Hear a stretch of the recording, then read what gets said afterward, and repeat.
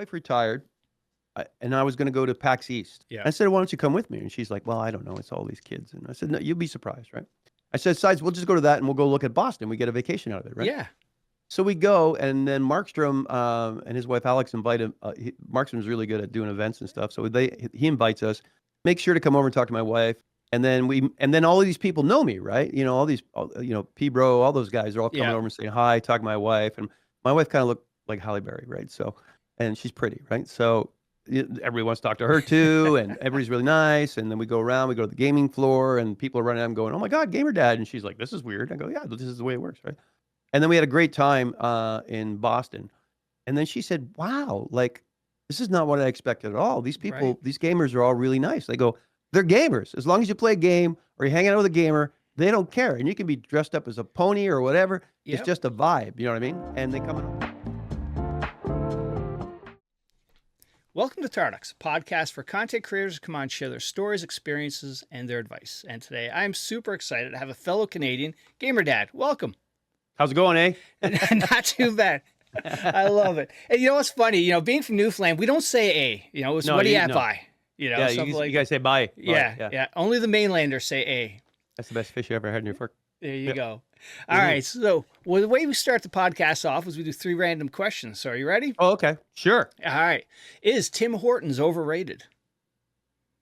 You know, it used to be my coffee of choice, but now I actually go to McDonald's because McDonald's tastes like Tim's used to, if that makes sense. Yep. Because Tim Hortons got bought out by, who was it? The Burger King? Or Wendy's, or something like that? No, it was Burger King. I think okay. Maybe it was Wendy's. Wendy's and Tim Hortons. I can't remember. The company, though, it sucks. It's not as good as it used to be. So, sad. All right.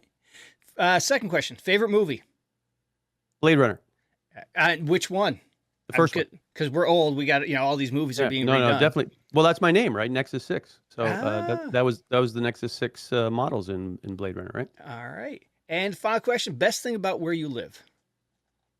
Well, I live in a small town north of Toronto. I used to live in Toronto, and before that I lived in Hamilton, so I was always a big city boy, and then I adjusted, and now I like it. When we first moved up here, it was like, because where I lived just before I moved, I could always hear like the QEW. Mm-hmm. And then we moved up here, and I'm like, was that a car? Right? So we better phone somebody about that. You know what I mean? So a better sense of community up here. So nice. All right. Well, hey, welcome to the podcast. And you're a man with a big background, military background, a professor, stand-up comedian. I saw too, game reviewer. Yeah, a few other things. Also did some writing, some directing, and and I was a concrete carpenter for a while. So, there's numerous things I've done over time. A lot of them concurrently too. So. Yeah. So I guess, let's go back I wrote, produced, and directed 13 episodes of sketch comedy on cable television when I was in Hamilton. So get out. That's very cool. Yeah. All right. Well, let's go back to the military. What got you into the military? So I back when I was a kid, I had this standard John Wayne complex because I was always watching that stuff. When I was a kid, when everybody else made snowmen, I was making little platoons of troops, right? So, and then right out of high school, I tried to join, but I missed it. So the next year I joined, and I'm not lying here. I assumed it was my duty to do. So I joined the reserves first, and I was surprised that I got paid because I was just going to do it. You know what I mean? And then, so and it was good because I grew up in a single mom home and all that stuff like that. So many people will tell you the Army becomes your big dad, right? So.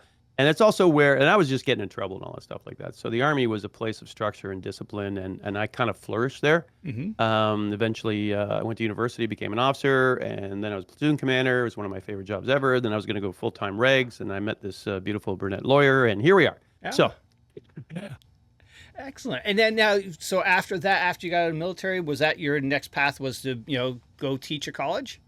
Oh, God, no. No. That's a very, very roundabout thing. No, I went to university, and then I did my degree in political science. Originally, I wanted to go to Waterloo to do games and stuff like that, but I had been in the Army, and my math was a little light and stuff like that, so I ended up doing political science. But I was gaming back then, right? So I bought a VIC-20. I don't know if you're even old enough to remember those. The VIC, that was, when I think that would have been a perfect name for a band, the VIC-20 and the tape. Yeah, that would be a great one. Yeah, that would be great. VIC-20 and the Commodores. And then, so I always had an interest in computing. And then when I was at university, I bought a computer for university, and of course, then I started converting that so I could play games on it back then, and then just learn more and more about that, and then started doing LAN parties, and then next thing you know, I got a job doing IT when I was at school. And then when I was at school, they were having these things called computer virus show up, and I started figuring out how to get rid of them. And then I hooked up with this guy named John Mcaffee. You may have heard of him. Mm-hmm. And I became one of the first Canadian distributors for Mcafee Associates. Wow. And then the next thing you know, I was doing about $500,000 in sales a year.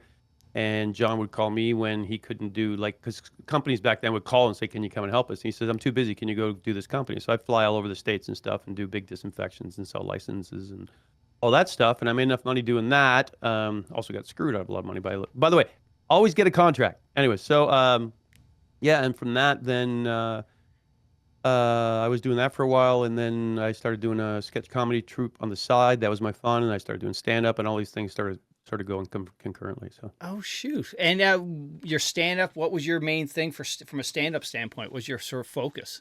Well, I did the standard guys and girls are different stuff, but I did a lot of weird jokes, and Yeah. and then when I was brave, I did stuff that was a little more esoteric and social, and I wish I'd stuck with the braver stuff because that was more over there. It was easy to get the easy jokes, but I loved emceeing, so I would do a lot of emceeing, and I would spritz a lot. Yeah. So I was really fast. So I would go, I'd go to open mic night with a full, like I was going to work on a 15-minute set. Somebody say something, I start talking to them, my 15 minutes be up, and the other comics are going, you could do a set, right? You could just do a set, right? So. But comedy was weird here back then because it's all run by one set of clubs. Really, Yuck Yucks is the only gig, right? So they really have a lot of impact on who makes it and who doesn't, kind of stuff. Oh, wow. And now is Yuck Yucks still around, or? Yeah, they're still around, yeah. Oh, shoot. Yeah. Wow. Yeah. There's some independent stuff, but it's not the same. Like down the States, you just go to different clubs, right? Right, So, yep, absolutely. Yeah, up here was like the McDonald's of, yeah. And now, sort of going back, so, your gaming, your first time gaming, was it, VIC-20, or were you like, Atari and, those No, classic? I was an arcade rat. Somewhere somebody has a picture of me and two of my buddies, and I've got a "I Survived the Alice Cooper Riot" T-shirt on with Peter Frampton long rock hair down to here. We're all out in front of this arcade downtown Hamilton. And so I was always hanging out at the arcades, and that led to gaming, and then PC gaming, and it just kept going from there. And then I got a console, and just it kept going. About 95 though, 95? No, 93. So there's a lot of stuff going on at the same time. But I was doing the IT stuff, but then I bought this game, and it was expensive back then. It was like $70, $60, $70 back in the early 90s, mid 90s, and it sucked. And I got really upset. And I also used to do some writing and stuff. So I went to the local newspaper and said, "Look, I want to review this stuff and tell people what's good, what's not." Yeah. And they said, "Well, we'll give it a try." And it had huge success. So then I Wow. became what is it? Oh, yeah, Game Boy. That was my Oh, that was shoot. my yeah. Unfortunately, it's screwed to the wall, I'd show you. So then I started writing for the local newspaper, and then I would go to Comdex and E3, and I do all that stuff. And then Wow. not flexing, but I ended up with and then I wrote for about 3 or 4 newspapers and magazines, and I had on average about 1.2 million readers a week. Holy cow. So I was one of the top game reviewers in North America. So, which is weird because eventually it got boring. Like I'd be like, I got to play another game, man. Jeez. You know what I mean? So I did that for a while, and then they killed independent journalism because I was doing the Ann Landers thing. So I would sell it to the main one for like $50, the other guys for 25, and the other ones for 5, and that's how you get a paycheck, right? But then all the newspapers bought each other out, and then they're like, "Well, we'll give you $25, and we get to put in as many papers as we want." I'm like, "How about no?" Right. So yeah, and then I did another brief stint where I wrote for Metro Today, which was the subway paper in Toronto. You probably read that, and that you get over 1 million readers every time you write an article. But again, they didn't know how to monetize it, so I was always kind of ahead of the curve, right? So Yeah. And never branched out into the gaming magazines back then, like PC Gamer or anything like that? You know what? It is so weird because I did write for magazines, and magazines pay great, right? Like I get $1,500 for an article, right? So, and they would pay a good chunk of things. But what would happen is, as you're moving through that landscape, if an editor likes you, but then they leave, well, now you don't have somebody there to talk to anymore. You know what I mean? Yep. And then you can end up on the outs as quickly as possible, right? So yeah, it just all sort of went by the wayside and stuff like that. And eventually, I just kind of didn't feel like doing it anymore. Yeah. All right, a couple of threads to pull on there. The first one is, the arcades. We're lucky to experience something like that. The smell, the sound, everyone lining up their quarters to play, and it was just such a good time back then.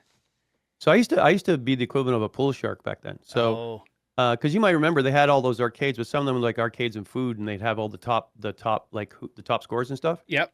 So there's about 4 or 5 of them in the Hammer, and I have my main one downtown. So I would about once a month go cruise those, and I would go bust like the top 5 games because I was good at all of them. Yeah. Win 20, $50 for doing that, plus dinner and stuff like that, and then crush some guy's dreams and move on to the next one. You know what I mean? So, and my game was Defender. I don't know if you're, yeah, that was my main Defender one. and I made a Stargate. lot of money playing Defender, man. Oh, So. no way. Yeah, because people want to challenge you and stuff like that, and I would roll it and those kind. And that one I love because it was like 7 buttons, right? Like that, it was just insane, right? So, yeah, so yeah, that was a very very different time. So, and arcades are not the same anymore. So. No, not at all. And then you mentioned E3. You know, E3 in its prime was such a a thing you looked forward to. It was amazing, but so you had to be press or developer or whatever back then to go down there, right? So I would get flown down, like Sony flew me down one year, somebody else flew me down the other, and then you go, and they all knew who I was. So and I still remember the height of when I went there. I went to like the Nintendo party, right? Which in the middle of this place, Circus Olay is performing, okay? Because they made a lot of money, and there was the war, right? There was Nintendo, Sega, Sony. I think that was the big 3 at the time, yeah. Yeah. And it was always who's winning, right? And then I went to the Sony, put us in a bus. We drove out to this Heritage War Museum, and we're hanging out, and there's a band playing and everything else. And this like little G6 or whatever plane lands, and Huey Lewis gets out and walks up on stage and starts playing. No way. It was that level of money. Yeah. But I still think back then gaming was kind of niche, right? Like we're older gamers, right? Yeah. So nowadays things are different. Like my name's GamerDad, but there's lots of GamerDads now. Right. You know what I mean? So I'm old enough to be all their GamerDad, but you know, so now it's a lot more ubiquitous. I mean, a lot of people have grown up with them, the consoles and what, because like you mentioned Atari and stuff, that was for the rich kids, right? Right. Yeah. And television was even more. That was the, Oh, yeah. You had to go over to kid. somebody's house and then you'd play there, right? So, but now they're everywhere, right? So, and I probably had pretty much, now I didn't get the PS, like I had PlayStations when I was doing reviews, but then my console of choice was Xbox. Yeah. Because it used to break down a little different, right? Like Nintendo was kind of kids and a lot of fun games. Sony was a lot of sports games, and Xbox was a little more geared at the older gamer who had a bit of money, right? And I still, to this day, actually last night I was doing State of K2 with 2 friends, one of who I met in that arcade 45 years ago. Oh, no way. He played Missile Command. Yeah. We're like brothers, right? We've been friends no matter where our lives go. And then we hook up and another guy that I did stand up with, and we're all friends. We still play Xbox games, right? So, and then we're usually jockeying around to try and find a game that'll entertain us but keep us all together, right? Yeah.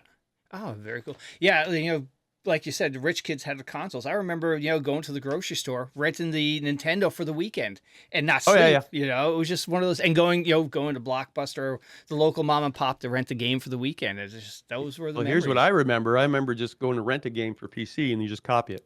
Yeah. And then, what it's not BioShock. What's the name of that game? It was the very first one. It started Steam. Half-Life? Yeah, Half-Life. So Half-Life came out, and that's when Steam came out, and that's when they started, making sure that you had a valid copy of it. And people lost their mind that you were going to do that, right? Because you couldn't pirate it anymore. And then that was the birth of Steam. And I don't think they had any idea, how huge that would become for them, right? Like they've clearly made more money off being Steam than Half-Life. Yeah. Right? So. Yeah. I remember, taking the 5 1/4-inch floppies and punching holes in them to make them dual-sided so we could, you can get more. Yeah. So the kids would be like, "What are you guys talking about?" Right. Yeah. Yeah. God help them if they had to put like 10 discs in to play a game. I just threw a bunch of discs out. I wish I hadn't about 3 years ago, and I had Microsoft Flight Simulator on 1.4 discs, right? 1.2, 1.4, and it was like 12 discs to install that. Yeah. Okay? So a copy of Windows was about 9 discs. It was just crazy, right? Somewhere around here, I still have a Doom disc. Oh, shoot. I can't remember where it is. Yeah. Doom started the online game or the LAN gaming. I spent $300? $300 one month to play Doom. Because there was no local, you basically logged into a bulletin board system, basically, right? So, but you had to go over the phone line. So, and I was really good at Doom, like really good. Actually, I was at E3 one time. I'm going to tell you E3 story. So I go to E3 and Microsoft has a big screen TV on the wall and they're showing, I think, Windows 2.2. And for the first time, you didn't have to shut down Windows to start a game because you used to have to go back to DOS, right? So you could actually just right through the GUI launch DOS. So they're playing Doom, but it's on a huge screen, right? So I'm really excited. I drank back then, and I'm just watching this. And I go, hey, can I give it a try and stuff? Not many people are watching, right? Yeah. Nobody seems to care. So I'm like, can I play?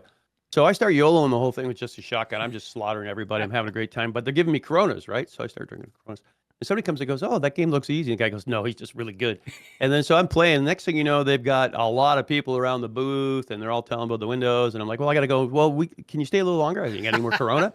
Yeah, sure. So they just kept bringing Corona, and I just kept playing Doom, right? So it was hilarious, right? So that's a great story.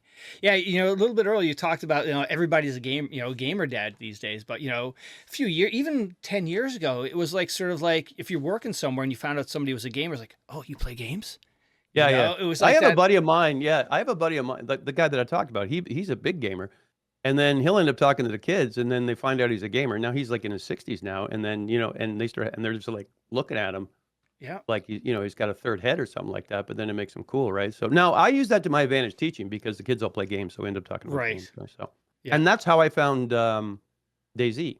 Oh, okay. Sorry, I'm chewing Nicorette gum. That's all right. Yeah. Anyways, it was a long road to get to teaching college. But when I was back going to university and in between, if I wasn't going away for the summer, the reserves, I would supply teach. My mom was a teacher. My aunt was a teacher. Yeah. So they all pushed me to teach. So I went right into the army. You know how that works, right? So, and then, so I would supply teach, and then, back. So I would always kind of go back, and my friends were teachers. And then at one point, and I was doing computers, but then that wasn't that busy. And then a friend of mine called me and asked me if I'd take over their English classes while they went away. And I did that. And I started supply teaching and doing those kind of things. And then I did a lot of corporate training when I was doing the antivirus stuff. And corporate training pays well. Yes, right? It So does. People fly me out and I talk about viruses, and it was good. It was good money. So can't remember how it happened, but the computers had died. Blah blah blah. And then, So, and then I was doing film and TV. I was doing all these other things. I had written and directed some short films and, that kind of stuff. But I had a daughter, so you got to do what you got to do. Yep. So I went back to doing construction because whenever I was stuck, I would go do rentals and stuff, right? So I was doing construction, and then I ended up doing concrete forming, right? Now, I mean, some days I'm kind of like praying a big truck hits me because this was not my plan, you know what I mean? Yeah. But, I'm taking care of my wife and my daughter. So I got hurt really bad on the job. I almost got killed. Oh, wow. And then I was off for a while. And then they wanted to give me like retraining to be a building inspector. I'm like, I don't want to be a building inspector. I said, I tell you what, you have my resume? They go, yeah. I go, I'll send you my real resume. Because when you apply for construction, you don't put, I didn't put I had a university education. I didn't put any of that kind of stuff. They're going to not hire you. Yeah. I'm just happy to swing hammer. You know what I mean? Yeah. But I'm going to be honest with you. I like doing construction because at the end of the day, something's there. Mm-hmm. And I really like big construction. You got towers and, there's no side cutter. There's big angle grinders and just everything's huge, right? And then, and when it's done, it's there, right? I miss that, right? Computers, you put it all together and then you leave and it's gone. Anyway, so my wife, God bless, she said, why don't you go back to doing computers? And I said, well, it's been a long time. It's been about 10 years. So, it's probably changed a lot. And, you're smart. I said, I'll give it a try. So I really pestered him and I went back to college because when I was learning computers, there was no certifications, there was no nothing. Everything was like self-taught, right? Like I remember somebody bringing me a CD-ROM saying, can you make this work? I'm like, what the hell is this, right? Or you had the big giant books that you had to go buy at the bookstore. I phoned Western Digital because they didn't put how many heads and cylinders on a hard drive, and I had to run FTIS. So there was no plug and play back then, kids. It's just not the way it works. Anyway, so I went back to college, and the guy was talking. I asked him 2 questions about DOS. He didn't know the answer, and this is a private college. And I'm not lying. I turned to the guy next to me. I said, in a year, I'll be teaching this course. I learned a couple of new things, plus some server stuff, because really I'd only done peer-to-peer networking. I used to do a lot of peer-to-peer and printer networking. Mm-hmm. And a year later, I was actually teaching that course. Then I did that for about 2 years. And then on a whim, I applied to one of the bigger colleges and taught there for 2 years and then got full-time. So, wow. So kind of worked out. Excellent. Yeah. Kind of worked out. Where did streaming come into place at this point? So I learned about Dayz from my students, right? Yeah. I love zombie survival games. So I'm like, really? So I started playing Dayz. And then one time I caught them watching Twitch and I'm like, what the heck is that? And they said, well, I said, well, really? So I started watching Twitch and then, I watched it for a little while and I went, I could do this, right? And then I did. Now, the funny thing is because I'm north, we didn't have very good internet up here back then. I had like literally potato internet, like 10 meg down and like 1.5 up. So I started streaming Dayz in 380p. Oh shoot. Okay. Like my stream would like, but I was starting streaming at the right time. Now, I don't know if you know this, and whoever's watching, I watched this great TED Talk, and the guy says, I'm going to tell you the 5 things about making a successful company, right? And he goes through financing and this, that, and the other thing, the people, and, blah, blah, and he gets down to number 5, and he goes, the first 4 actually don't matter. The 5th one is the only one that matters. It's timing. So timing is everything, right? Because there was a thing like YouTube before, but nobody had high-speed internet, so it died, right? Right. So I'm streaming in 380p, and I'm still getting like 50 people watching me, which was a lot back then. I took my computer down to school on the weekend and streamed from there, and I had like 300-400 people watching me. And that's when it was just starting out. So anybody that started there was partnered pretty quickly. If you were pulling 300-400, you were in the early kid game. And you know what I did? I did not stream from school. I brought everything home and I streamed from here because I missed dinner, right? I wouldn't be hanging around my wife and daughter. Yeah. So I kept plugging around. So I'm coming up on close to 10 years streaming off. Wow. Yeah. And now you're streaming Dayz, and over time, did you gradually just change up games with the community? Well, I had 3,500 hours in Dayz. So I streamed Dayz. I did some Dayz RP. I did that a couple times. I really popped off whenever I did that. But I find RP exhausting after a while. Because if you're gone for 2 days, the whole server changes, right? So, and then I started playing some other games, and I did a bit of this and that and the other thing. But so one of my emotes is family first, right? Like I have left my stream because my daughter texted me and because she needs me to go pick her up, right? Yep. So that's the job. And then like these are closed or open back headset. Because if I use a closed back, I yell, right? And the vent used to be right above here, and like 11 o'clock at night, my wife would come down and like, yep. So I played a few different games, everything from Civ 5 to I played Fortnite. I played a bunch of other stuff. And Dayz eventually, I'm going to be honest, kind of got boring for me because it was just a rinse and repeat kind of thing eventually. Yeah. So they changed a lot of stuff. And that game went downhill when they came out with cannibalism because then it became KOS after that. Yeah. And before that, you could hook up with people and it was more about the story and stuff like that. But it's the same way though, it's like, you watch YouTube videos and it's just people doing great shots and killing people. So everybody goes to play that game and think that you're supposed to kill people. It's not always the way it works. But anyway, so I still like the game a lot and I like the survival aspect of it. But yeah. And then if I got busy at school, then I didn't stream.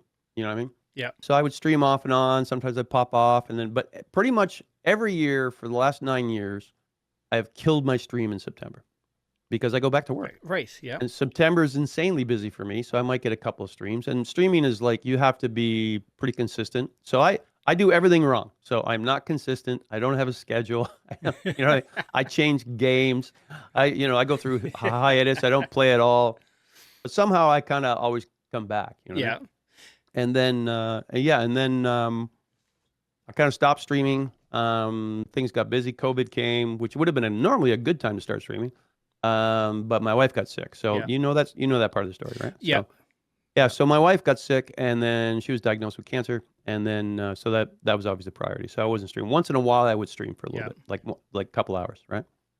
But then I found this thing called TikTok. And I was trying to figure out, what do you post on here? You know what I mean? Right. So it was like dog outside and stuff. Like I went, you know what? I have all these clips. So I posted a clip from Fortnite, me getting a nice headshot from that thing popped off, right? Yeah. Then I posted one from Jedi Survivor, the first one. Mm-hmm. And then so I started posting gaming clips and they just exploded. And then TikTok invited me to their gaming creator thing and all this other stuff and blah, blah, blah. But I had to pretend I was in the US and but I mean, posting was easy, right? You go in, you edit it or find an old clip and put it up and whatever. And then a buddy of mine sorry, I'm going to back up for a second. Yeah. Prior to that though, so I'm walking down the hallway in the school and I see my president. And I pull him and I give him an elevator pitch. You know what an elevator pitch is, like a quick 30-second pitch. And I tell him all about esports, right? And I said, it's really popular, it's engagement, blah, blah, blah. Well, the next thing you know, I'm in meetings and pitching, and we've decided to convert the old bar into an esports center. No way. I didn't stream very much that year because I was nonstop working on this project, right? So, and it was a passion project. It wasn't like I got hired to do it or something. Yeah. And so we built esports center. Like a 50 PC, 45 PC esports center with consoles, whole 9 yards. Yeah. That thing was popping off. we got a varsity esports team at school, and I'm the one that found all the people to plug in those gaps. Yeah. And then I built a esports business management program for the school. Oh, nice. Yeah, so then it was popping off and things were going great, and then COVID came. So Oh, anyway, shoot. so that kind of kills in-person gaming and stuff, right? So anyway, so then over the COVID, I started posting TikToks, or I was watching TikTok. So I only had about 12,000 followers on Twitch. I didn't stream like maybe once every other week or something like that for almost 2 years. I went from 12,000 to 30,000 followers on Twitch without streaming. Holy crap. Because I had links in my Twitch, right? And then when I did stream, there was a lot of people there. And then, of course, my wife sadly passed away, so I had to deal with that. Yeah. And then, so it's been a rough 4 years, right? But I kept posting, and every so often something pops off. You know what I mean? Yep. I think I just hit 365,000 on TikTok. Isn't that crazy? You think of those numbers, it's wild. Yeah, well, it's crazy though, because I'm in Canada, so I don't get paid anything, right? So I'm Yes. not, there's no creator program in Canada, so I don't even know if it's $50, but I want my money. So anyway, and then some of my leagues, I started streaming again because obviously, you know, so now I got to put my efforts somewhere. And then I kind of popped off, and you know, my league stuff started popping. Old guy plays league is, you know, I'm not very good, but I'm funny, right? Yeah.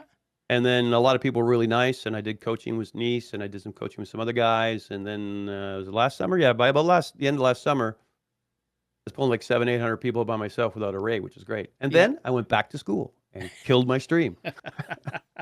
And now, you know, since starting streaming and even going on into today, what are some of the harder things about trying to, you know, build a community and be a streamer?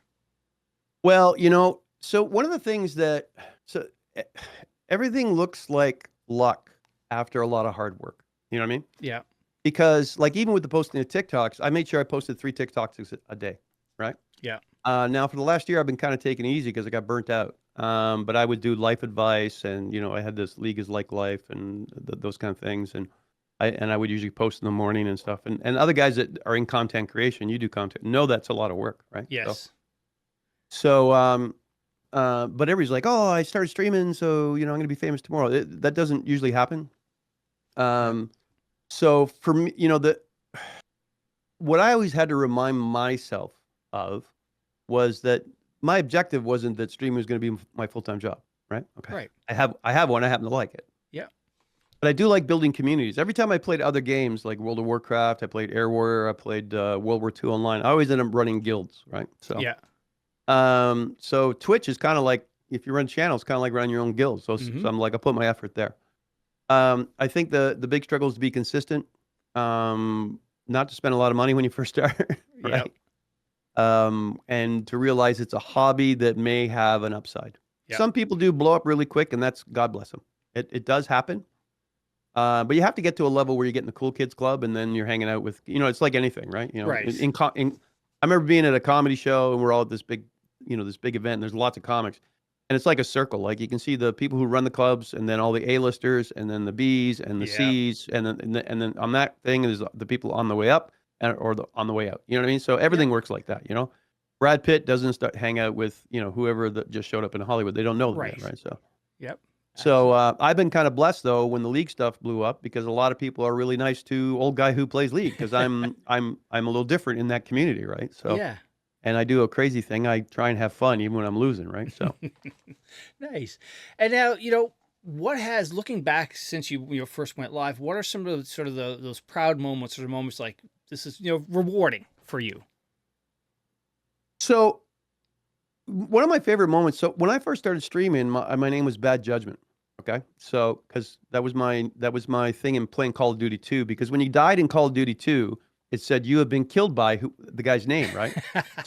So I thought, and I still think this is hilarious, because it would say you have been killed by Bad Judgment, right? Right.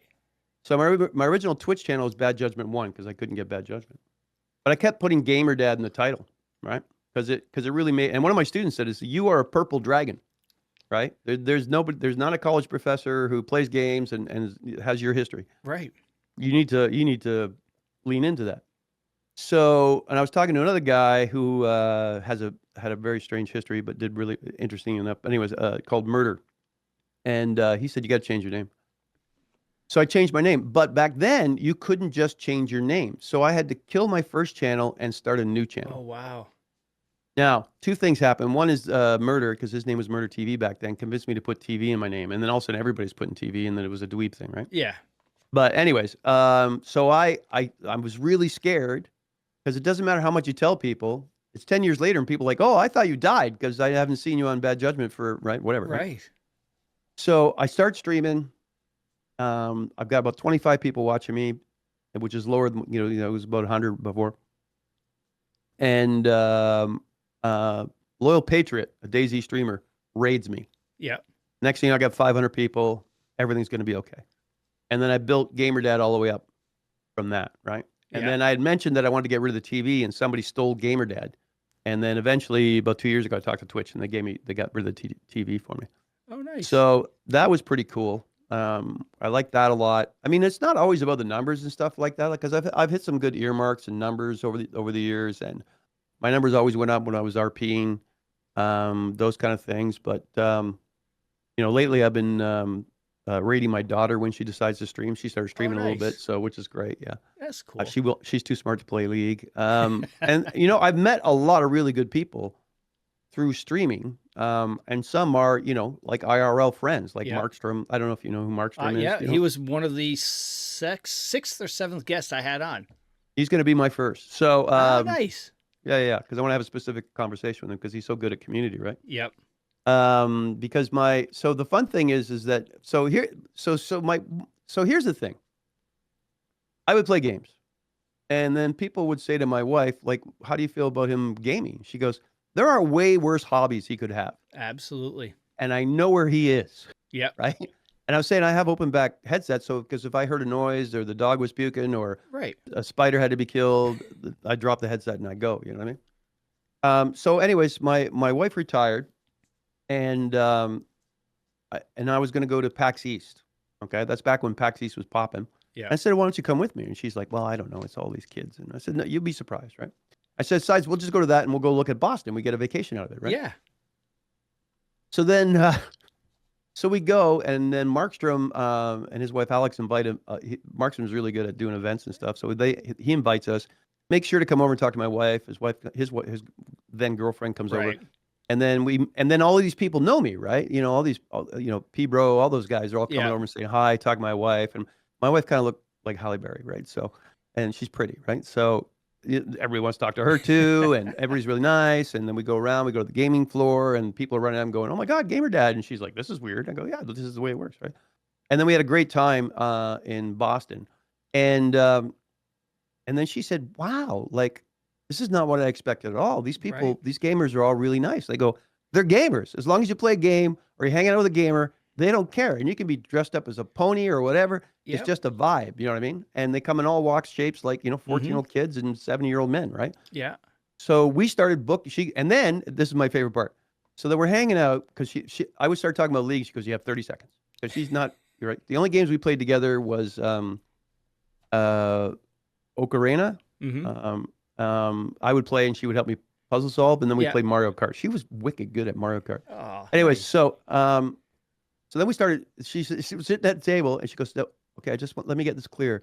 And she goes, so you're top lane. So if this happens, you have to do this, and this happens like that. And I'm just looking at her, and she goes, why are you looking at me like that? I go, that is the sexiest thing you've ever said. And she goes, stop it, you crazy, Anyway, so then.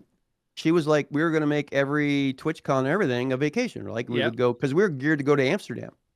And then COVID hit, and then she got sick, and that was the end of that, right?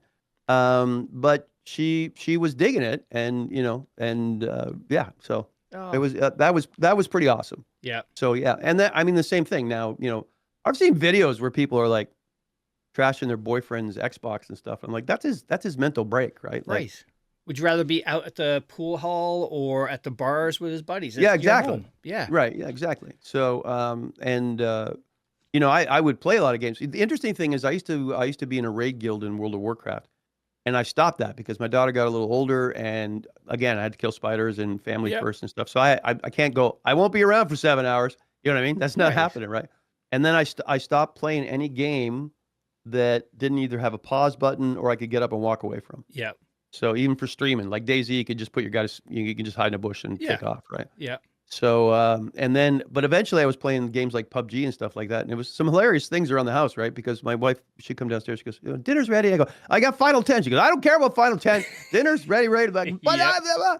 And then eventually, though, she got it, right? She'd go like, okay, so dinner's going to be ready in 20 minutes. I go, final 15. She goes, okay. Yeah. And then, or my daughter and I'd be playing World of Warcraft and we're in the middle of a dungeon. Like she was really, really good about all of that. You know what I mean? Yeah. So yeah, it was pretty.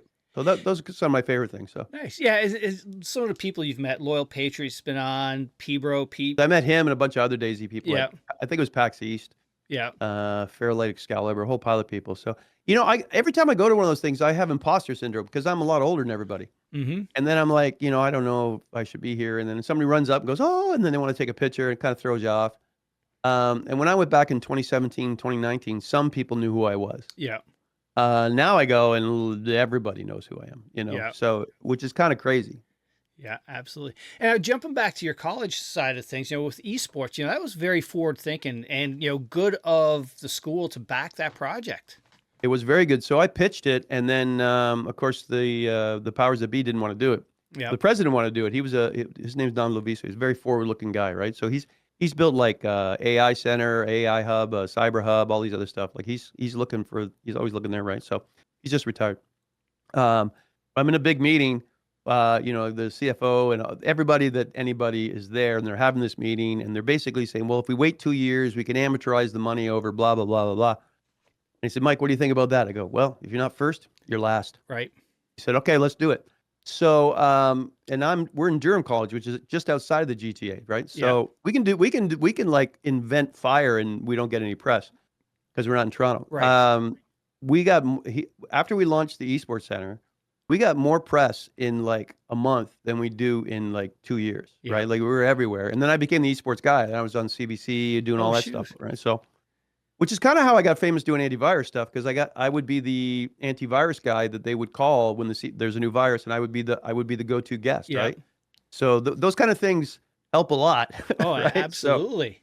So, yeah, same now, being on podcasts and all that stuff like that. So, anyways, so we built that, and we were one other school built a small one, and the guy there, he helped me out a lot. But this is the first time that somebody built like a big one with broadcast, right? Yeah. So nice. and the Lenovo sponsored it. Monster and Logitech helped us out. So excellent. And that all helped through my gaming connections, right? So the nice thing about it is, you have kids that were never part of, the cool kids or whatnot. Now they get to wear the school colors. They're North Carolina. And I think it's just a fantastic thing, an opportunity to allow the kids not to feel like they're the outcasts and they're part of that, a part of the school. Well, the interesting thing, and that was part of like at college, is all about engagement, right? So we're not going to have a football team; we can't afford that and stuff like that. But I remember when I was doing film and TV, when you first started out, you're like, oh, I have this great idea. Well, throw a stick. Somebody's got a great idea, right? But eventually, you learn that the question is, what's your budget? Who's attached, right? Like it's because they're all businesses, right? Yeah. So I gave them a lot of stats and everything else, and the big thing I gave them was engagement. And I'm like, 70% of your students game, and he's like, what? 70%. 70%. Yeah. Right. So, there's a good buy-in in there. Plus we have a sister university as well. Right. So between it for us is about 30,000, 40,000 students. Right. Yeah. And, so it's kind of crazy. And then from that, we, and it is a chance to engage. One of my favorite things though. So it's funny because my picture's on the wall somewhere with the esports and like, the thing is you get older, you plant trees that shade you're not going to stand in. Right. So I go to the esports center, except for the kids that work there. Nobody knows who I'm just some guy walking in. You're some old guy coming in. Yeah. Yeah. I remember going in and I watched, there was 4 young girls playing Rainbow Six, and they clearly are trashing whoever they're playing. Yeah. And they're laughing and having a great time, and they're in a safe space to do that. You know what I'm saying? Yep. And over on this other table, there's, because we've got seating areas, people are playing Dungeons and Dragons. They got a weekly event over there. People are on the consoles, and the kids and I'm just sitting there. I'm just vibing, marking labs, having a good time. That's a pretty good feeling. Nice, absolutely, yeah, and to take it to the next level, we're seeing like you corporations, you work at corporate, they have their softball teams and things like that. Now it is, we have an esports team, a league or whatever, yeah. It's crazy because years ago it was like for like up in Boston, the cool companies had the ping pong tables, or the foosball tables to invite give me an arcade, man. Yeah, and now what I think is going to be exciting. Sorry, I don't mean to interrupt. That's all right. Well, So so I'm thinking like, okay, so when I retire, how do I find a retirement home that has like a LAN, an arcade? Do I have to DM, right? Because Right. I have friends coming to visit me now, and these are all guys that I've known for 40 years, and Yeah. we play Dungeons and Dragons. You know what I mean? So, and it's great the kids are playing D&D now too, right? So I'm like, there better be a gaming center at the retirement home I go to, because Absolutely. because I'm not playing shuffleboard, bro. You know what Yeah. I mean? So. Yeah, And actually, that's absolutely. part of my research. Actually, it's interesting how it launched. So just before when the Esports Center was happening, I was working on a research project that is how games affect your brain and whether or not there's therapeutic value in it and stuff like that. So this is a very interesting study that was done where like the average person tracks 4 to 6 objects at Hmm. any given time. People that play first-person shooters, which you do, Yeah. track six to 8, and pros track 12 to 15. Oh, wow. They're like F1 drivers. They're Yep. like, you know what I mean? Like our reflexes aren't even close to, we're Right. cows compared to those guys, right? Yep. So they did a study and they had like just seniors and average people come in and they played first person shooters a couple times a week and their tracking went up. So there's a lot of research. So anyway, so now I've come full circle. I just finished a series of workshops on getting funding for that kind of stuff. So hopefully I'm going to be using the esports center down the line. This is an option. Again, I'm 61, so the time is everything. Yep. Um, Doing research on how different games can affect your brain and possibly help with the neuroplasticity, Wow. plasticity, and keeping your brain active and aging and all this stuff. I just find that fascinating, right? Yeah. So, That's very cool. And now, from an esports standpoint, collegiate esports, is there a difference in that level of esports player in college versus the pros, that do esports? well, it's interesting because now esports around the colleges are a lot like the other things. Who has more money to recruit who? Ah. You know what I mean? So Yep. we got really lucky because there was a kid. I say kid. Okay, look, if you're under 50, you're a kid. Anyway, so Yes. punks. And so he went pro when he was younger, played for about 3 years, and then it wasn't his cup of tea, and came back to school to finish Yep. his college. And we got him for our mid. He's a Yoni, right? So Yeah. he's just been stomping everybody. The universities have more money because we're a college, right? And in Yep. Canada, it's more like a polytechnic. Hmm. But the schools in the States, man, they're spending money to Yep. recruit kids, and people are getting a ride. Like we have Yeah. scholarship, we're getting scholarships and stuff. So it's a different avenue to get where you want, which I think is cool, right? Yeah. So, and I play league, but some of the kids who play league, like they are insanely smart, Yeah. right? So, which is why they play league so well, right? Right. So, Yeah. yeah. And now, how do from a coaching standpoint, coaching an esports team, how do you approach coaching? Is it just running scrimmages or? I have nothing to do with that, Oh, but I okay. know that's what they do. They do scrimmages. They'll do scrimmage against other schools. They do Yep. tournaments. Our school won like 2 or 3 tournaments last year, which is great. Interesting thing is an esports team is about the size of a track team, Yep. right? Because you can't. It's like track. Oh, you do track. Well, what event or Right. events, right? So same with one person doesn't play Valorant, League, and can't be Rocket. good at all Yeah. these things, right? Yeah. So I think our esports team is about 30 kids. Oh, shoot. And Yeah, what yeah, games are they sort of yeah. focused They on? do Rainbow, Valorant, CS:GO, Overwatch, um, League. Obviously, Yeah. they used to do Heroes of the Storm. So I don't know. They got about 6 or 8 Oh, games. So cool. yeah, And yeah. now, Actually, there's a kid who moved from Nigeria to come to our school because of our esports program and because he saw my videos. He found about the esports program because he's doing esports in Nigeria and he wants to learn more about it and understand it more. So he's literally moved countries oh, shoot. because of that. And then I'm helping him out, and Yeah. he's trying to spread that in Nigeria, which because Nigeria's a tough country, right? So Yeah. Oh, that's so cool. And adding on to you said you're starting an esports sort of management program. Is there also like a program there for content creators to learn that side of the business too, or? no, we don't have that, and they shelved the esports program because of COVID, right? Because it was Oh, all based on being live in the arena, yeah. running events, and the idea was because. So what people don't understand is if they go, I want to work in esports, still at this level, esports teams are still very startup mentality. Yeah. So it's like, what can you do? You know what I mean? One of the girls that was in our program was an accountant. Oh, shoot. Right? She plays games. She's an accountant. Guess what? Yeah. They need accountants, right? They need content creators. They need all these other things, right? So it's Yeah. what do you bring to the table besides passion? Right. You know what I mean? So because those things have a frenetic pace. Yeah. So the whole point was that I was in good position to hook people up, and we were looking at getting them, because we're all about jobs Right. and corporate outlook and stuff like that. But they shelved it after COVID because we're running online and the numbers are down. Yeah. So Yeah. So. Ah.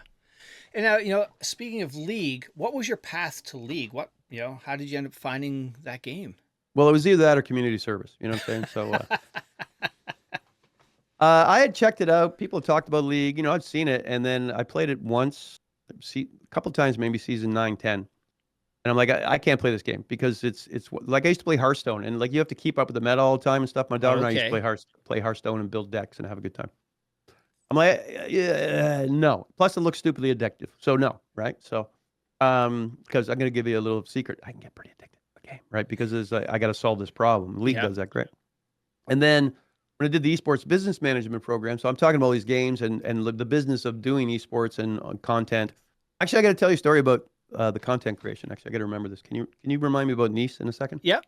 So, sorry, squirrel. Oh yeah, I said I better play League because it's the dominant esports, that and Dota. Yeah. So if I want to speak about esports, I should understand this. So then I started streaming it, and then one of my I couldn't figure out who to play, and then one of my mods, Deruvik, said you should play Urgot, and I said why? And he's like, he's got shotguns. I'm like, excellent. All right, so that was it. And then so I started playing League, and then COVID came, and I had more time to play League. You know what I mean? So the great thing I liked about League though, unlike a Dayz game or a Tarkov or whatever, it ends. It ends. So if I want to go not think about everything for 30 minutes, League. You know what I mean? So a League game lasts you don't have, it's not going to be an hour and a half. Well, sometimes if it's a real dumpster fire, you could get an hour game. I've had a few of those, right? But sometimes it's over in 20 minutes. But on average, you're looking 30, 35 minutes, nice. Right? Anyway, so I was doing the esports business management program, and I was kind of popping off on TikTok and all that stuff. And I was trying to explain, like, so there's a thing called I call it the wheel, all right? So what you want to do is make content, okay? The content points to your stream, right? You take your stream and then you put that on social media like long form and YouTube, and from there you get short form clips, and then they go back to your stream. Right. Right. And like the circle of life. Yeah, it's the content wheel, right? Yep. So live stream, long form, short stream, everything goes back to the stream, right? So I was talking to my students. I said, well, the biggest thing you can do to help, right, is to collaborate. Now, if you're a new streamer with 5 people, Tyler's not going to stream with me. You know what I mean? Right. So I said, but the power of social media is pretty amazing. I didn't know Neece, right? Do you know who Neece is? No. Okay, so he was like the #1 coach in League, and he was brutal, ex-Army. A lot of the other guys didn't like him, but he coached low elos. Most other people are like, we only coach diamond and stuff. He's like, I'll coach everybody. Now, elos are a lower level? Ranking. Yeah, gotcha. yeah. Like iron all the way to GM or whatever, right? So I made a TikTok saying, hey, Neece, this is my class, blah, blah, blah. Can you come and talk to my class? He said, okay. So he saw the TikTok. It got a lot of views, like 100,000 views or something. Yeah. He saw it. And he came, and I started getting people like Neece and those guys into my esports class. Nice. To talk to my class, right? Yeah. And I would do some clips, but they would spill the tea on a lot of stuff, and I wouldn't share that information. So, and then I said, now I want to show you another thing. You watch how collaboration works for my stream. I haven't streamed for about 6 months. So I got Neece to coach me, and we streamed that, and then bam, I got 500 people watching me. Nice. Right? So, there are some ways to make things happen. Yeah. So. And that's actually what some of the stuff that I'm really lucky because I've had all these people offer to coach me. I got coached by Neece. I got coached by a guy named Max Waldo. I got coached, and all these guys volunteered to do it. Another guy named Sanchovis. I've improved over the time. And a whole pile of other people have offered to do it, but I'm usually really busy, and it really depends on my schedule. Like the last year, I kept having late classes. So, I'll teach in the morning, have a big break, and have a late class. By the time I get home, I'm like, I can't play a high functioning game right now. I got to figure out what's for dinner, you know what I mean? So over the summer, I'll get some of those in, hopefully. And those are always educational content. And because some good guys like Alawis and Kiri and Trick2G these are all cool people. Yeah. One of them is like actually a pro coach. Like he coaches pros. Oh, shoot. Yeah, they're all, and I met them all at TwitchCon, right? So nice. They're totally cool guys. Yeah. So I find like I'm never going to become challenger. I don't have the time to do that, and or the interest. It's 61. Like if I get gold one day, that would be great. But at core, I'm an educator, right? So if I can bring people onto my stream, and then because I've met really good people that have said, yes, I'll show you how I play my champ, so you can learn better how to fight them. then people watching my stream or my YouTube, then they learn as well, right? So same way I started doing IT videos and stuff. I started putting some clips up from my lectures, and those kind of explode. Yeah. So people love that stuff. So nice. And what is the hook League has on you? Is it the just a quick game and nothing afterwards? It's very frustrating. Okay. I think the most common thing is one of those games that you love to hate. You know what I mean? So, I mean, so have you ever read an article? I'm going to do a video about it sometime. Remember Crack Magazine? Mm-hmm. Okay, Crack Magazine has this great article. Look it up. 7 ways games are screwing you, right? And it basically shows you because there's always gaming psychology, right? Like World of Warcraft is a pellet game. Like you do a little thing, you get a reward. Do a little thing, you get a reward. You got to do your dailies, you get a reward. Not pellet, right? So League is the never-ending game because let's say you move up a rank, you're like, yay! Well, now there's another one. There's always another hill. Yeah. What I like about League is it reminds me, this is a weird analogy, it reminds me of golf. Okay. It's an easy game to learn. It is a very difficult game to master. Yep. You know what I mean? So you'll play dozens of games. It'll be garbage. Your teams will int. They'll throw the game. People go AFK. People are known to be very toxic. There's kids that are being obnoxious. The worst is man children that are screaming at people. Oh Lord. You just mute everybody, right? Yeah. So, but every so often you get maybe not perfect, but pretty close to a damn good game. You know what I mean? You kind of do everything right. Yeah. I'm sure you played Tarkov, like a perfect run. You get a perfect run? Yep. You're just trying to get that. You know what I mean? And then what I like is that it's, there's probably, I'm just going to pick a number, 1,000 things you need to know. And as you get better and better, and maybe the first 100 become automatic. Yeah. You know what I mean? And then you just get, and it's to be honest with you, for a guy with ADD, what I do, I can't spam games during the school year. Yeah. I'm lucky if I get a couple of games in, right? So, like the other day, I got knocked all the way down to iron, like the lowest you can go. I'm like, I'm going to fix that next week because I'm on vacation. So I'll log on, play like 2 warm-up games, then go take the garbage out, vacuum something. They'll come back. I'll play a ranked game, hopefully win that one. Then I'll go. So I task switch for the day, right? Play a game, go do something. Play a game, go, you know what I mean? That kind of stuff. And I've gone now I got knocked all the way to iron 2. I got knocked from bronze 1 all the way down to iron 2. And in the last week, I went from the bottom of iron 2, and I just got back to bronze 4. So I'll be able to spam that and everything else like that. And of course, my numbers are going up because I'm streaming. It's the summer and stuff. And I'll do that to the end of August, and September will come, and I will kill my stream again. A couple of things off of that is, first of all, for getting into League, is it a game that, is easy for people to jump into? You mentioned No.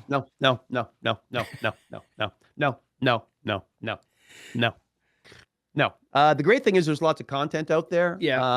But I think it's a very unforgiving game when you first start. It's like getting lit up in Tarkov, or if you don't know what's going on, you're going to get lit up like a bunny on fire, a monkey on fire in a Christmas tree. Yeah. Now, are you going? And there's a lot going on. There's a lot going on, right? There's like multiple lanes. People are always like, why don't you play this champ? Why don't you? Because there's like 100 and something champs, right? I'm like, I do not have time to learn a champ, because every time you learn a new champ, you have to learn up all their matchups, because there'll be at least 10 to 20 champs you typically see in your lane, plus weirdos, right? So those matchups are different for every champ. And it's kind of funny because to get back, so I play Urgot with the shotguns and stuff like that, but he's a very aggressive champ. And if you're not carrying with them, or if you get behind with them, it's trouble. I started playing another champ called Yorick, who doesn't care about kills. The only thing he cares about is towers. So he's kind of like playing chess while everybody else is playing checkers. Yeah. So in the last 20, 30 games, I have a 90% win rate with Yorick. So clearly I'm stubborn. I should be playing more Yorick. You know what I mean? So, there's a lot going on. Like I said, it's the same with golf. It's pretty, golf's easy. You just hit the ball and put it in the hole, right? Yeah. But there's nuances and you got to chip, you got to drive, you got to, and the other reason I like it, because it's like golf, like you got to drive, you got your mid game, and you got putting. Those are 3 different skills, right? So League is the same thing. You got to learn your champ, you got to learn your lane. Then there's the early game, mid game, late game. Same kind of thing. Yeah. Some champs do better in different phases. And I honestly, I think it's good for my brain as well, right? So yeah. And now you mentioned, you're not the first I've heard about the League community being toxic. Is that something you can just just mute and just play on your own? So I think it's somewhat of a misnomer because the squeaky wheel gets the Right. grease, right? Because Yeah. clearly you've been in a Call of Duty lobby, right? Mm-hmm. Yeah. So there's a Oh, toxic yeah. play. Like, Mm-hmm. yeah, there's people who play Call of Duty and then everybody that slept with your mother. You know what I mean? So it's there's like a little pie chart, right? Yep. And you know what I mean? So anyway, and I used to do that. And I remember one time I used to get upset because my KDA wasn't high. And then one day I realized I don't care anymore. And I would start Right. running around that game with a shield and and The just throwing knife. Yeah. yeah, and just try and find whoever had the best KDA because I knew it Yeah. was important to them, and then shield kill them, and then they would just lose their mind in the lobby afterwards, Yeah. right? Because at the end of the day, it doesn't matter what my rank is; it doesn't affect my bank score, right? So Right. my credit rating or whatever. Yep. Right? So, I mean, there's personal flexing on it, which is cool, but sorry, I'm getting distracted. Yeah. Talking about the what were we talking about? toxicity in Toxicity. the league community. So people can be very toxic in game, but mostly it's because they're immature. Yeah. Okay. The community actually is pretty cool. Like the community has been really nice to me. The streamer, I know a lot of people, they yell and they scream and they, because people like that kind of stuff. That's great. Right. I don't. I usually just have a good time. I'll yell because I'm having a good time. The community itself is actually very warming. Like I've had people in my comments going, "Why is everybody so positive here? What's going on?" Because they're used to like people saying, "Yeah, blah blah blah blah Right. blah blah." I go to TwitchCon and I meet all these people, and I get floored that they know who I am. They're really nice to me. They give me advice. 99% of my comments are positive. Occasionally, "You're old, you suck." I'm like, whatever. Yeah. My car's paid for. I'm good. So so I'd say the community is not toxic. Competitive games, though, people get angry. Yeah. That's all it is. You know what I'm saying? So, Yeah. I mean, you want toxic, play Sea of Thieves, right? So people are coming and killing you and taking your shit that you worked hard on. And you're like, leave me alone, man. I just want to go fishing, So,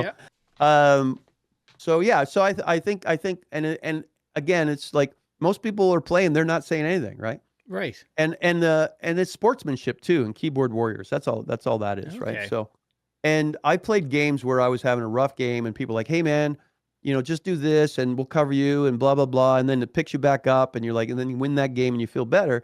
Screaming and yelling and telling somebody to uninstall the game usually doesn't improve their gameplay, right? So I try and be positive. Like I've died because I'm sending positive message, like "good job, nice try," do that kind of stuff like that. So, and I know it sounds weird, but I'm actually the chill league streamer. So nice. Yeah. And speaking of communities, how would you describe the GamerDad community? My community? Yeah. It's awesome. I have a kind of a wide and varied thing because some of the IT stuff and like I just had a video pop off with it's almost at 6 million views. Holy crap. And people want more IT stuff. So, but it's the summertime. I don't want to do IT right now. So I'll start doing that again in the fall. Nice. People come in. So here's something that, I don't know if you're aware of this. If you go on Twitch and there's the top streamers, right? Yep. And they got 20,000 views, right? The same people watch those streamers. Like if one goes off, they go whoever the biggest one is. Yeah. It's the same people moving from stream to stream, right? And then everybody else. The streamer dictates the community and also it depends on your mood, okay? So I'll have people come to my stream, they go, "Oh, I just got my Keisha fix.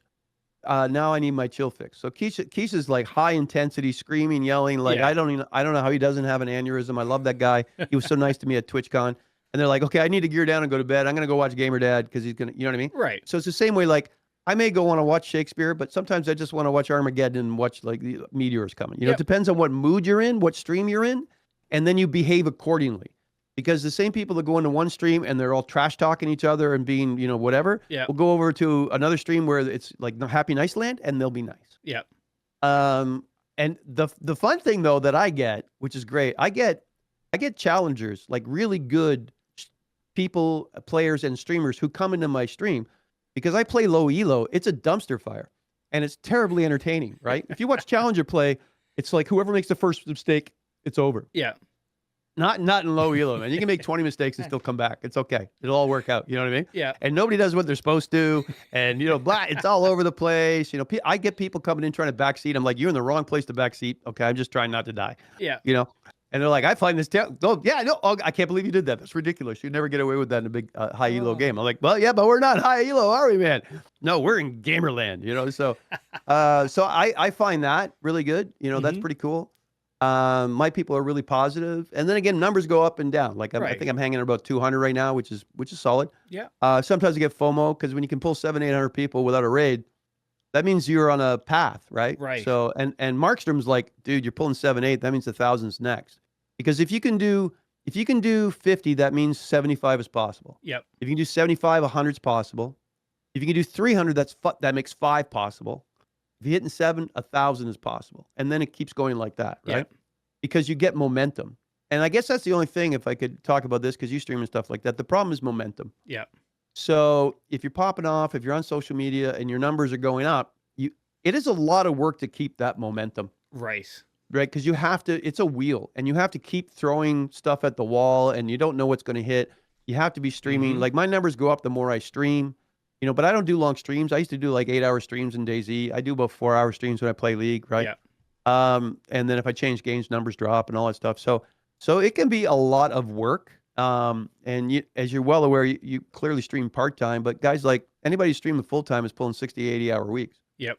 You know what I mean? So that's not healthy either. Well, you know, if you're young, it's okay. Yes, right? true. After 4 hours, my butt's tired, you know. So and I can't even think anymore. Usually my last game's my worst game because my brain's just shut off, right?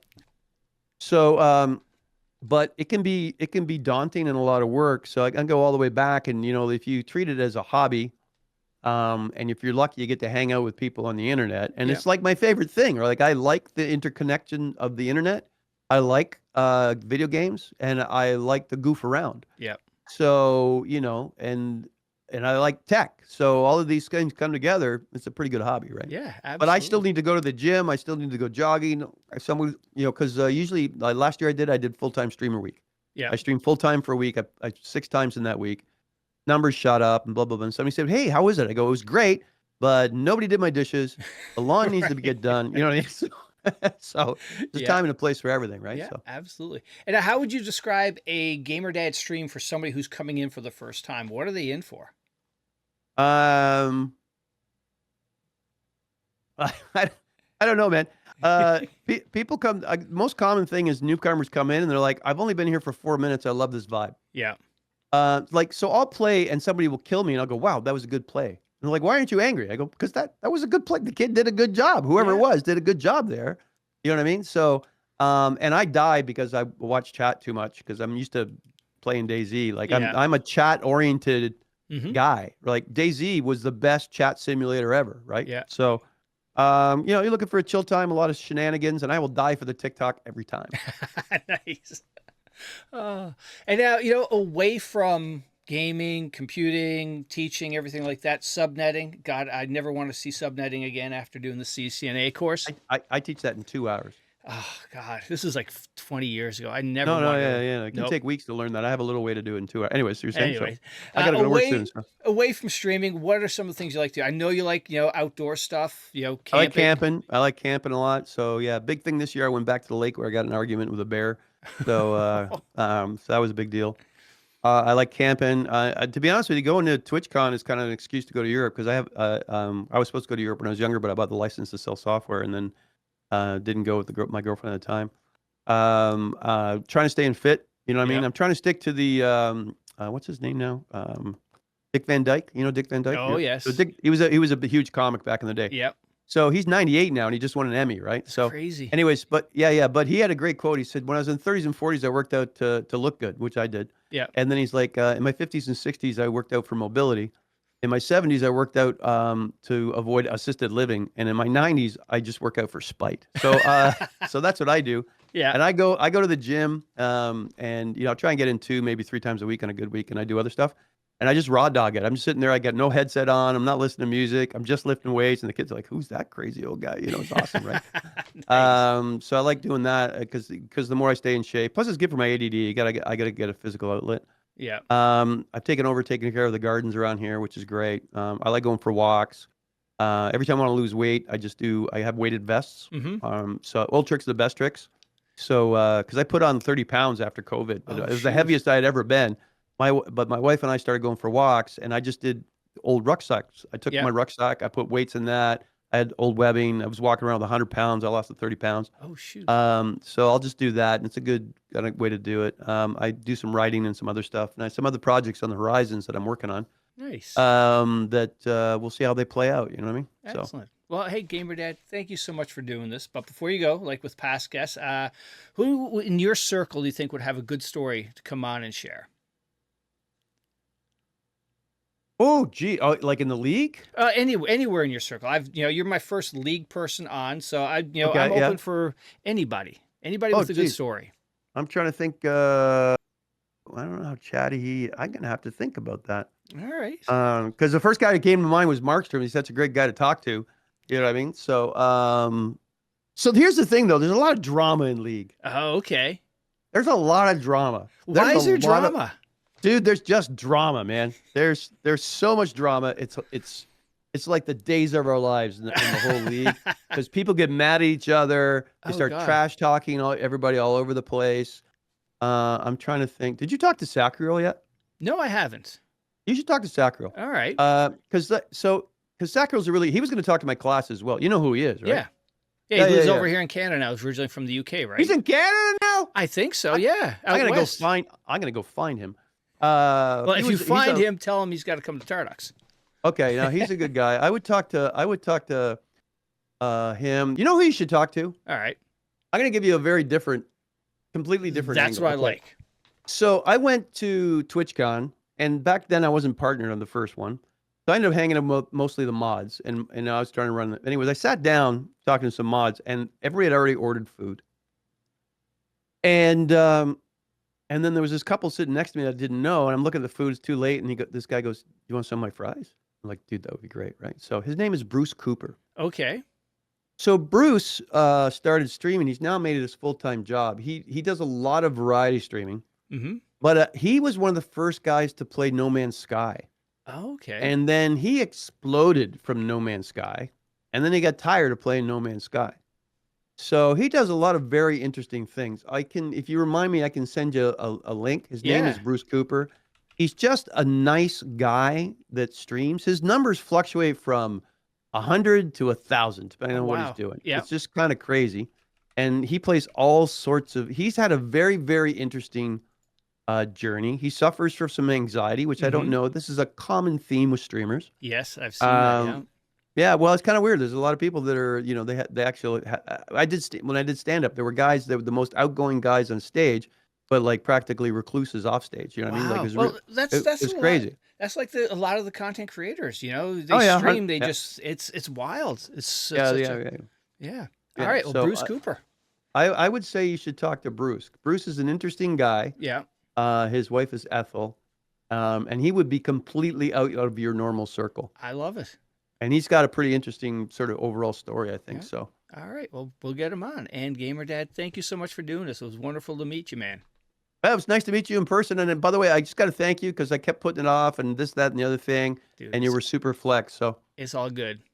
And I love the background. Thank you.